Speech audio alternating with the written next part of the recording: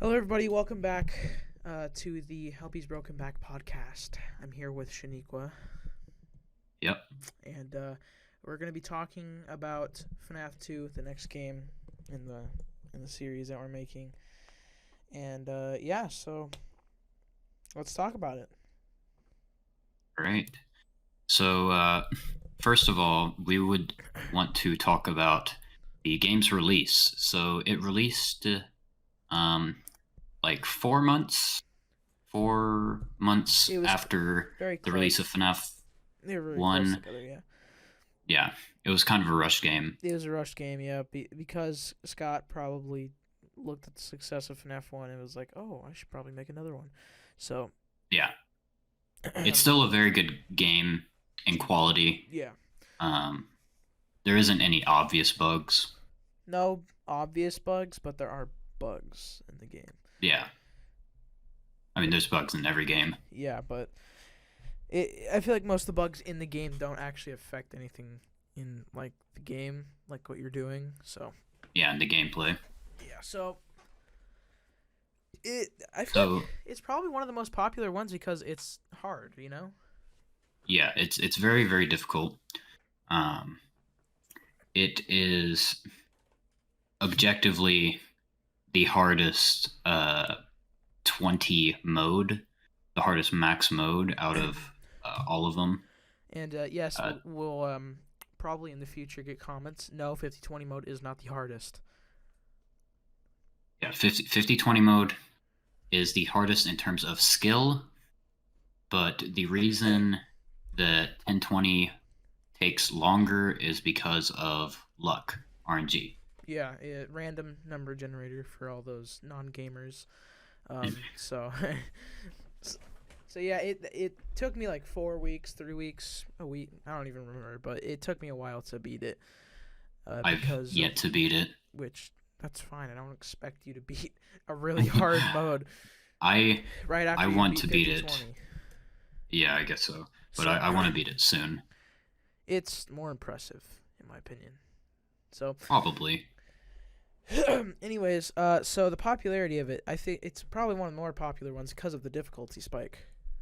And because it is right after the first game. Which is where Uh, the actual like spike is, like where the actual yeah. peak is, was when the first game came out. So that's cool. That's really cool, And actually. it's not too far from the first one in terms of like chronological order. Yeah. So So indie horror was still at its peak yeah, at the time. I feel like it's probably the second most hyped game in the entire franchise. Number FNAF 3 is being the most Yeah. hyped game ever, and we'll talk about that next episode. But um, I like mentioning games in podcasts. Okay, it's a cool thing. So it's known for its difficulty and also because it just comes after the first one. Like if you beat the first one, then It you'd want to do it in order, so you go to the second one. Yeah, in the last episode we talked about how easy and simple the mechanics and stuff were in the first game, right? Yeah, So in this game, the mechanics are simple. They're probably more simple, actually. No, never mind. They're not more simple than the first one, but they are pretty simple. yeah. So Um, the reason why it's you simple is because you have to. It's literally just the easiest. It's really easy in terms of skill, but in terms of RNG, even like in the regular nights, it's really hard. Yeah. So you're still it's the same concept as the first one. You're in the office, uh, not able to move, and the animatronics are around you trying to get in the office. But instead of having doors, you have a Freddy mask Yeah, that you can put on, and you have a flashlight that no can be doors. Yeah, used throughout the entire building, uh, rather than just on the yeah. corridors. It in terms, yeah. So I think every single character in this game has like a little bit of luck in it. Like even even yeah, even Toy Bonnie and stuff, they have luck, and that's probably the worst Yeah, luck ever. And it's like It's random whenever Toy Chica and Toy Bonnie show up in the vents. It could be as Yeah. soon as the marionette needs a a rewind, and then it could be just random, and he couldn't show up at all. So it's in terms of luck, which is sad. You're gonna hear that a lot during this entire video, but yeah, it's luck based. It sucks. There's not much to say about the Yeah. the game. It's pretty luck based. It's because Scott was trying to. Well, he realized how good people were getting at the first game, and he didn't want that. He wanted it to be harder. So the way he did that was by making things a lot more random, which can get annoying. That's very annoying. Yeah, it takes a long time to even get to the custom night. A lot of people. So Yeah. it takes a while to even beat the regular nights. I mean, sadly, it does. It's like, but I'm saying this, like, if you know how to do the same thing over and over again for longer than 10 minutes, you could probably skip through all the regular nights and just try to beat 50 or not 50-20, sorry, 10-20. Yeah. Because it's not that hard to learn the strat. It's just like, Yeah, the cycles aren't that difficult. Yeah, It's just the same thing over and over again. that's it's very unfortunate because it gets boring really fast, especially when you're losing a lot. It gets really boring. Yeah. So Um, it's my and favorite. that It's that like, kind of yeah, that kind of adds to the difficulty of it. Well, not really the difficulty of it, but the like less people have beat it because of how much patience you need. yeah. It's like this. It's the same in some of the more of the other 20 modes. Is you need to wait to beat it. Like, I think every single 20 mode that Scott has made is more RNG based. It always has at least a little bit of RNG. So Which it's it makes sense because from a programming perspective, if you have all the animatronics do the same exact routes at the same exact times, those moves can be predicted. So it can get very boring, even more boring than just doing the cycles and Yeah. relying on RNG. So it makes sense, but I think there's a little bit of too much. There's a little too much random yeah, in this game. especially with all of the characters. Every single character has a little bit of RNG in it. I'm Yeah, not every single character maybe, but like a lot. Puppet doesn't. Most of them do have a lot of RNG. So Yeah, 10 out of the 11. So like, okay, so basically it's 11-20. Yeah. But like 10 of them have RNG and are like actually based with the real game. So that's why it sucks even more. Yeah. And you just kind of have to get used to winding the music box because even in custom night, you can't turn off Puppet. Yeah. She's just there the entire time. Yeah. Yeah, it's really annoying. I mean, it doesn't take. Yeah, honestly, it's the hardest game. There's not much to say about it. Sadly, I wish there was like more interesting things about this, but the only interesting part about this game is the lore. But Yeah. we'll get to the lore later. But like, I'm just saying, it's the only interesting part of this entire game. Yeah. So the general strategy for beating any of the knights, you could do this for any of the knights, is just to never leave camera. What is it? 11? Camera 11. Mm-hmm. Never leave that, and wind up the music box. Keep it wound until you hear the ambience, and then you start the cycles. A cycle consists of putting down the camera, putting on your mask, taking off the mask, lighting the left light, flashing the hall a few times, lighting the right light, and going back up into the camera and winding up the music box, and then just repeat. Yeah, it's confusing, but if you actually Well, watch the like you watch a it's video about it, confusing if you put it into words. if you watch a video about it, it's not hard. It's not hard to do. Yeah, If you just do the same it's thing over and over again, you'll eventually get lucky and then beat it. yeah, The especially only part that you need to worry about is Toy Bonnie. Toy Bonnie cannot show up if the puppet is needs a wind. You know, if that makes any sense. yeah. So if Well, he can, but it's not. You're dead if he does. it happens quite a bit to me actually, so it's really annoying. So He's salty. yeah, very salty. I'm very salty about that. But yeah, I mean the basic gameplay, like just normal gameplay, it's really fun. I mean, when you start playing Yeah. a game, it's like, oh yeah, I'm having fun playing this game, and then eventually you get really competitive, and then you're like, oh my goodness, I need to beat this, and I need to beat that, and then that's probably what made Scott's game so successful, is that he wanted, like, everybody wanted to play and beat these modes and stuff, and not like, you know. Even though they're like incredibly hard, and Yeah. over 99% of the people who try it give up. And they also know that Scott like gives like lore reviews on some of his games, so if they beat it, they're like, okay, maybe Scott like left a lore reveal in the end of this. Yeah.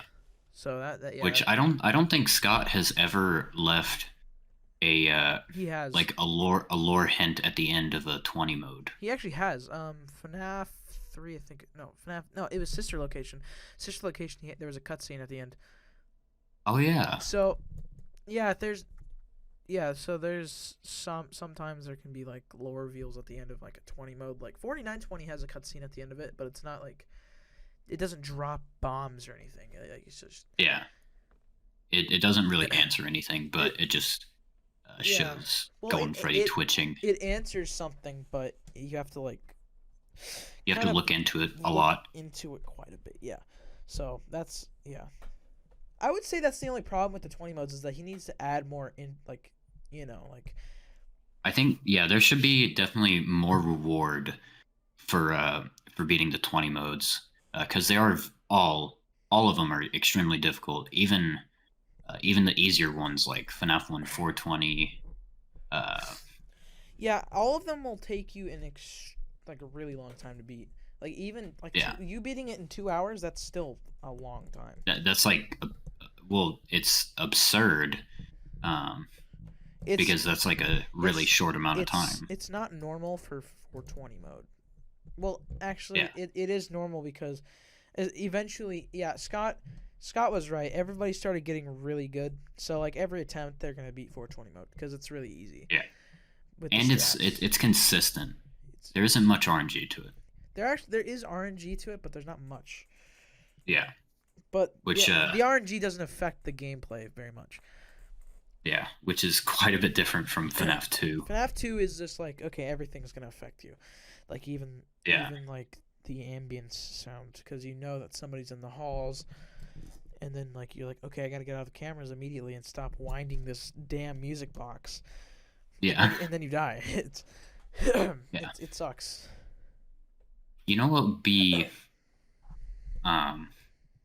there aren't many people who know this, but I'm pretty sure you know this.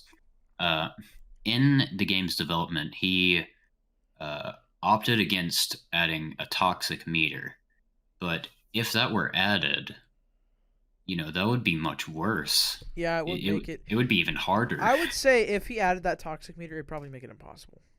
It would make it. Or like almost impossible. Almost impossible to impossible, because it would either take a really long time to beat. Because if it stopped, like if it killed you midway using it, like midway, like putting down your mask, it'd be impossible. It'd be very impossible to beat 1020, but thankfully he did not. Yeah, because it would add even more RNG with like Balloon Boy, because he stays at the vent for an indefinite amount of time. So if you stay there for too long, your toxic meter would run out, and then you'd be dead. Yeah, so it would be close to impossible if he added that. So so the mechanics that help in like 420 not Forza 20, like 1020 and stuff and like 20. that. So like the Night 6 and stuff. It's the mechanics are dumb. Listen, the mechanics are stupid. They're not good mechanics because they're normal mechanics. There's no like easy there's no like hard, insanely glitchy strat that you need to use. Yeah. It's And there isn't even, it's not even like exploiting anything. It's just using the normal mechanics that you used in basic gameplay in lower nights. Yeah. So it's not even like FNAF 1 where you're sort of exploiting something that was added to the game on purpose, but using it not the way that it was intended. Yeah, like cam stalling. It was like, listen, even cam stalling is like used properly. I mean, yeah, but Scott didn't know. He didn't have in mind whenever he was adding it, like, oh, people are going to use this to their advantage. Yeah, but still, it was still like a part of the engine that he used, and he knew that, right? Like, he definitely knew that. Yeah. So it definitely makes the game easier. Cam stalling's been a thing since FNAF 1. So yeah, it's been helping everybody since, like, even in Ultimate Custom Night. I mean, it really helps you. I mean, 50-20 mode Ultimate Custom Night would be nearly impossible if you didn't cam stall. There have been people who have beat it. There have been people who have beat it without cam stalling, but it's nearly impossible. If no death coin is basically the strategy to beating it Yeah. without. So it's basically just buying the plushies. It's not hard. Yeah. Or it is hard, but, like, you know what I mean. It's very difficult because they all cost 20 coins. But, like, the point. And there's a lot more RNG with Funtime Foxy. It's not hard to explain, but it's hard to do. It's hard. It's not hard on paper, but it's hard in hindsight. So, yeah, I would say the mechanics are the same thing. Like, you don't have much to talk about after we just talked about the normal mechanics or gameplay. You know, there isn't really advanced strats. Yeah, like, obviously not. You just keep the camera on a certain camera for a long period of time. It's the same thing as FNAF 1. Yeah, I guess so. But it's a little different. Actually, no, it's extremely different. It's the same thing as FNAF 1 with no doors, a mask, and RNG. That's it. So basically, it's exactly the same, but really different. Yeah, it's exactly the same with a bunch of tweaks. And I would say flaws, because I hate them. So, yeah. Okay, let's talk about the lore. The lore. There was a bunch of lore reveals in this game. For some reason. I don't know why he picked this one, but actually, no, never mind. I do understand why he picked this one because it makes sense. It does make sense because he didn't make many lore reveals in the first one, so he was like, okay, maybe I should create this entire backstory of people getting murdered and stuff. Yeah. So, yeah, it does make sense why he made the lore, but it's an interesting concept. You get killed, and sometimes there'll be a mini game that explains something, like that tells you something. Yeah. Like, there was one about the Go Go Go mini game. I think it was like that was This was when Purple Guy started getting popular. Everybody didn't know who nobody knew who Purple Guy was. But this was when like Purple Guy was like introduced. Yes, so nobody knew who Purple Guy was. And everybody was like, okay, so the purple guy, he must be the killer, right? And it's right. Yeah, he was the killer. So it was pretty obvious in the first place because you can actually see him in the minigame. It was like he actually killed a crying child, which was the puppet, right? It was the puppet. So basically, the lore isn't hard to like understand in this game, but there's a bunch of it to understand. You know, it's like, okay, I understand this one, but I don't understand this one. But I understand this one. You know, it's like... Yeah. And it kind of revealed the whole concept of these souls from children, like, possessing the animatronics. Yeah, that's weird. That's weird, but it's interesting. It's unique. It's very unique. So, like, when you're creating a backstory, you don't think, oh, yeah, I'm gonna create a pizzeria with a bunch of mass murderer. Yeah, and I'm gonna make the murderer stuff bodies into animatronic suits. It's it's different for sure. It's like, okay, it's something new finally, but it's like it's not like any other indie horror games back then. back then it was like demons or something like that. It was like zombies and stuff, like Slenderman. Yeah. Slenderman was an interesting concept because he was just like a weird creature with a bunch of arms, and he was really tall, and he was slender. He was a slender man, and he Yeah. didn't have a face. So that, yeah, it was creepy. Because back then, indie horror was like probably more scary than it is now, a little bit. Maybe, but I think it is a little bit more scary because now people are like editing their stuff so much that it doesn't even make it scary. Yeah, I guess so. Unless it's But like certain games. Like people are also learning more about the psychology of fear itself. yeah, and come on, the new FNAF wasn't even scary. Like come on. I don't think it was supposed to be scary. Well, it's a FNAF game. It has to be scary. But it was like basically it was like FNAF 2 less scary and you can move around the pizzeria. It's like Yeah. it's like why would And it's freaking massive. Yeah, it's like okay, so you're telling me this is FNAF 2 in a giant pizzeria that I can move around in. And I have an animatronic helping me. So I can basically disguise myself for a long period of time so nobody can catch me. Yeah. So, I don't know. It was different. Everything in this game is different. It's different from the first game. It's better lore telling. That's basically it. It was just better lore telling and higher difficulty, and that was basically it.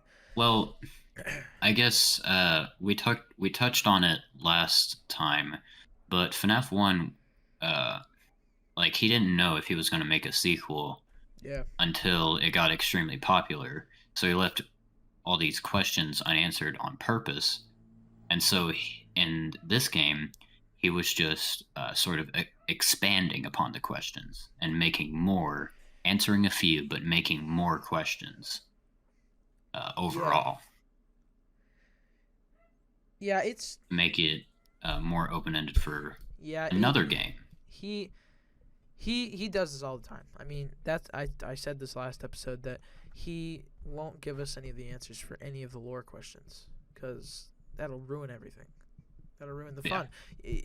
Yeah. So if you're not gonna spend the time like trying to find answers for lore and try to find the whole entire answer for the lore, what are you gonna do after that?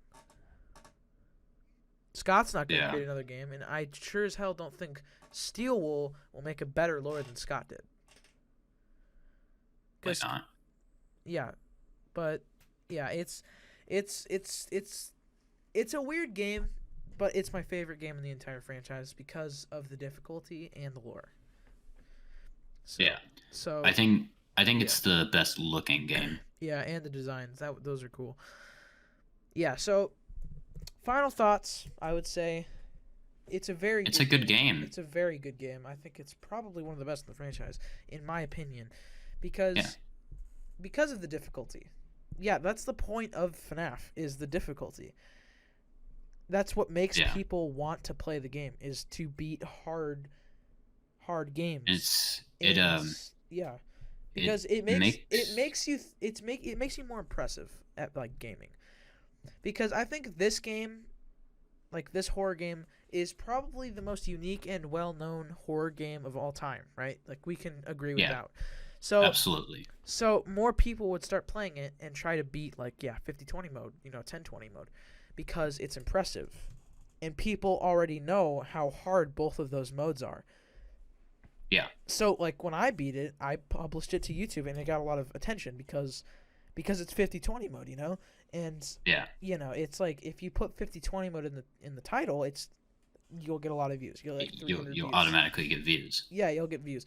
So it's a well-known game. It's a good game.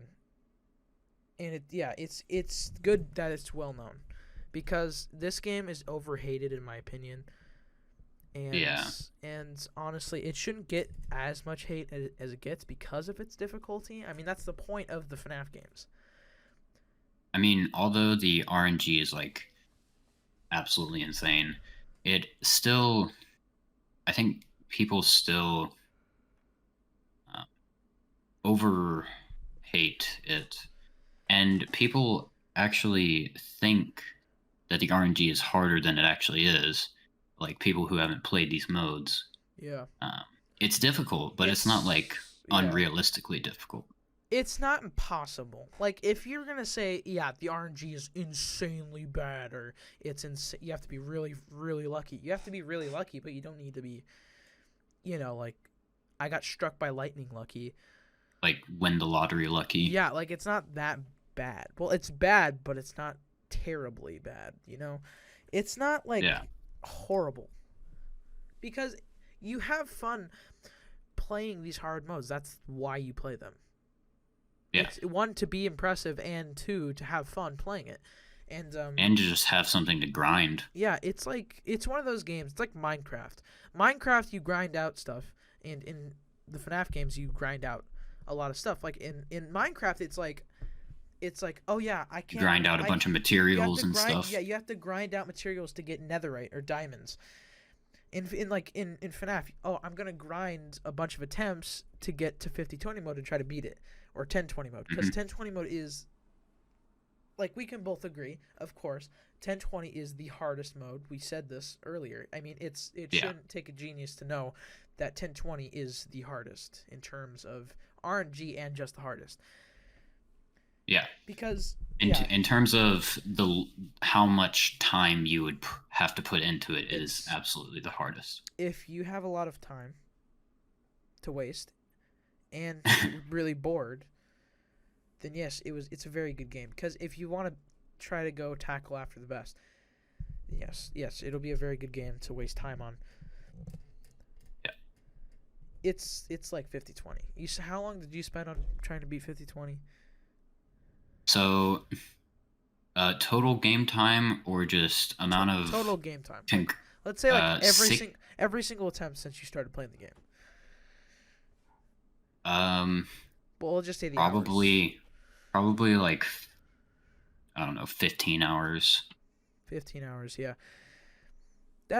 So it's like Minecraft. Minecraft, you spend a lot of time on it. We already said this, but it's a fun game to grind. And overall, it's a really good game. Yeah. Yeah, so it's it can be a little unreasonable at times, but we all love it. It's a hard game to hate. Like, you can't. It's hard to hate a certain FNAF game other than FNAF 3. I mean, I'm not saying no spoilers. I like FNAF 3. I hate FNAF 3. It's not good. Anyways, we'll talk about FNAF 3 next episode. But what I'm trying to say is that it's like every single game that Scott will make is like a loved game because of the horror. Yeah. It's hard to hate Scott, and it's hard to hate the games that he makes. Yeah. Poor guy. He should have kept on going. But he kept getting, his family kept getting death threats because he was a Republican. So yeah, that's stupid. That's really dumb. Yeah. But he's doing good now. Yeah. And the entire franchise doesn't need to work ever again. Yeah, the entire franchise made him so much money that he can provide for his family. He'll never run out of money. And if he does, he can just come back and make another game. Dude, if he comes back in the next 5 years, it'll probably make him the most amount of money he's ever made. Probably. Yeah, so anyways, thank you for joining us. Thank you for listening on Helpy'sBrokenBack. I'm Tucker. And I am Shaniqua. And we'll see you guys, and we'll talk about FNAF 3 next episode, right? Yeah. So, next episode coming soon. Yeah, so this video will be published tomorrow. So this video should come out on Sunday. Yeah, so on the 10th. On the 10th, and it's the 9th right now. So hello future viewers. Future 15 viewers that are going to be watching. Hello, future. Futurama. Anyways, so see you guys later, or see you guys in the next episode. See ya. See you guys later.